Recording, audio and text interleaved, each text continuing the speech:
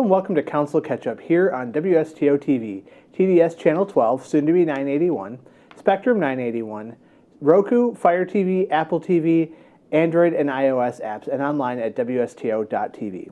We're here to talk about the August 8th, 2023 City Council meeting, and I'm here with Mayor Swadley. Welcome. Morning. So we had the call to order and all of that kind of stuff, but under communications, we had a lot of discussion about the budget. Yeah, so the numbers are starting to come out from the state, and when they release the numbers, there's transportation aids, and really the biggest one we focus on is the net new construction, and that's the increased value of the homes and buildings that have gone up in the last year as of January 1st. And this past year, we grew at 1.99%. That might be adjusted as they make some updates and corrections. So about 2%. Last year was a record year. We grew at 2.43%.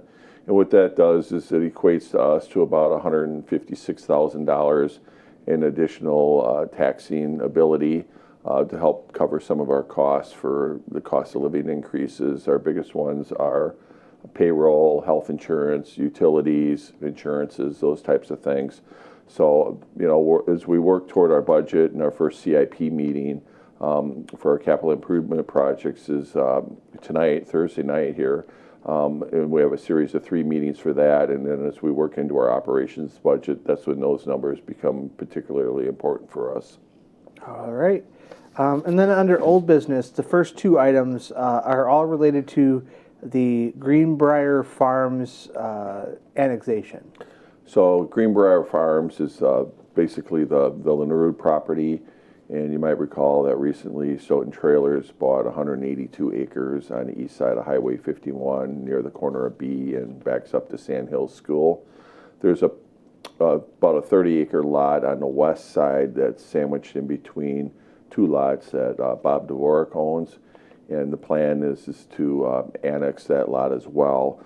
So what we do is we go into an agreement with the developers. In this case, we entered into the agreement with Greenbrier Farms, and then eventually Stoughton Trailers will own that land.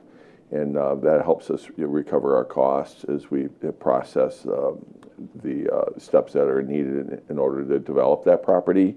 And then the next item was related to it, and that's the actual annexation. And there's 34 acres there on that west side. And we have to get it annexed into the city, and then we go through a development process. But the first step is typically annexation. And we had been waiting for a letter from the Department of Administration. They have to make a ruling on whether or not it's in the public interest, and they agreed with us that it does indeed. Okay. Number 8, Ordinance 23 of 2023, rezoning of a certified survey map of Lot 1 of the Chalet subdivision.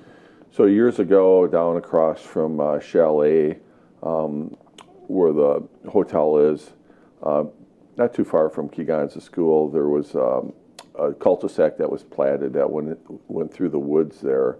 And the developer that owns that property would like to basically eventually replat that. And instead of putting several lots on that cul-de-sac, they would choose to just build 3 duplexes along Chalet Drive, which will really keep the costs down for adding the road and the sewer and water that would be required to go with it, as well as the sidewalks. So this one here on the CSM was to basically zone the first of what we believe will be 3 requests for the lots. The other lots are still being reviewed as there were some changes in federal law as it refers to wetland delineation. So we're trying to get clarification on what the new rules are for that. So we do expect that there'd be a duplex built here and possibly up to 2 more on that stretch of road there. Okay. Item number 9, Ordinance 24, relating to fishing in stormwater ponds. So we've had a couple issues where we have some stormwater ponds and somehow fish end up in there. You know, birds might drop them in there, or people might actually put fish in them.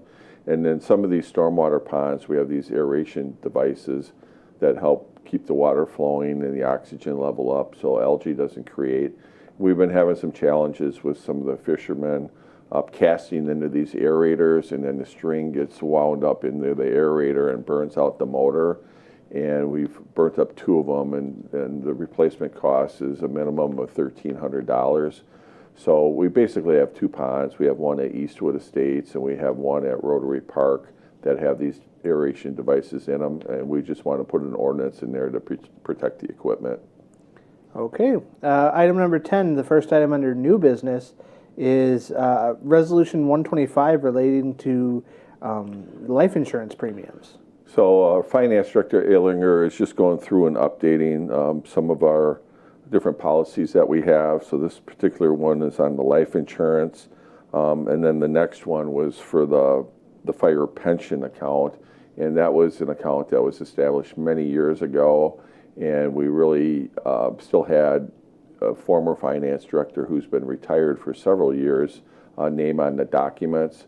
So what we're doing is we update our documents. We're just putting the position on there instead of a person. So if we get into a situation where we have to do these renewals, it won't be such a difficult task. All right, that's all you had on this nice short meeting.